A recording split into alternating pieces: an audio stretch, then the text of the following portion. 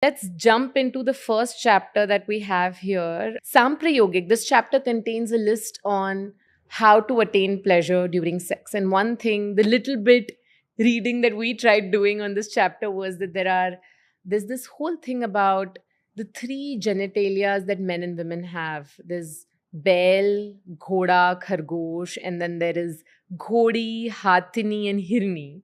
And this whole thing about how different sizes require different positions to attain pleasure, and there's something for every size there. Tell us more about, is there anything interesting that we should learn from this chapter? Absolutely. So, again, it's something that we don't talk about. We always say, does size matter? And you say, no, size doesn't matter. Meaning that if a guy is very, very small, that won't matter because it's what you do with it that matters. The Kama Sutra, of course, one, it's written at a time where he wasn't having to be politically correct. So he could say certain things. But he says, very interestingly, that the anatomy is made in a certain way. So both men and women have different physical characteristics. So men are measured with the width of the fingers. 3 fingers, 6 fingers, 9 fingers. Okay.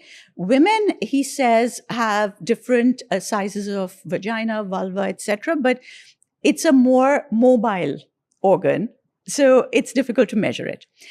Take it at its most basic. He says that if you're going to have sex, it should be totally fabulous. It should be pleasurable. If it isn't, don't bother. Now, one of the first things to make sex really pleasurable is that the sexual organs of both partners should synchronize in size. If the woman is very, very large, the man is very, very small, it's not going to lead to friction. There's no pleasure. If the woman is very tight, the man is huge, it's going to lead to more pain than pleasure. So the idea is that the sizes should synchronize. But literally, that's the one thing you can't do, where you say, Acha, I'm sending a rishta, and can you tell me what is the size? That literally is not something that you can ask for. So the positions were created to help people synchronize their sizes. If, for instance, the woman was big and the man is much smaller, then he recommends positions where the woman is lying on her side. Her legs, the moment, you have your thighs one on top of the other, the vagina becomes a little bit tighter. It becomes a bit smaller anyway. And then it goes on to explain that if the man is really thin, then this is the kind of position that would work. If you are much smaller, then this is the kind of position that could work, and so on. If you are very tight as the woman and the man is much larger, then the ideal positions are where the woman is on her back, legs wide open. But even there, it's not as straightforward as, okay, yeah, legs wide open, go for it, put a pillow underneath. So he says, take the pillow out from under your head, put a pillow under your bottom, because that changes the angle of penetration and makes things different. But it actually goes on, it's the nuances, Saloni. It says you have to make sure that the position has to be done in a way that there is enough room for both of them to pull back. Because the woman is very tiny and very tight.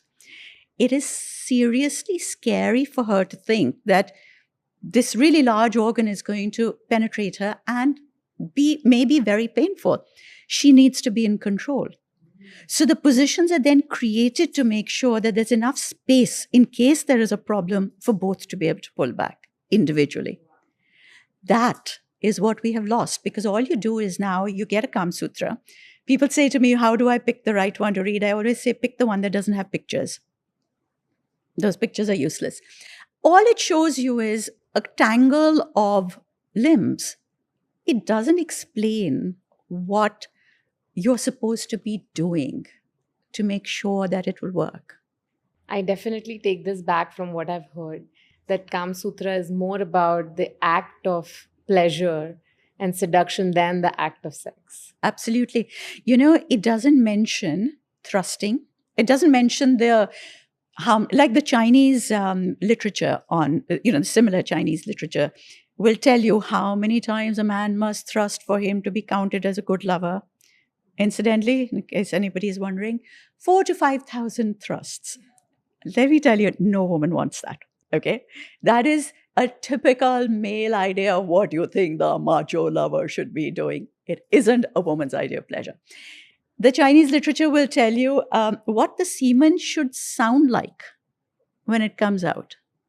So if you are this excited and you get this much semen, then it should sound like a whisper.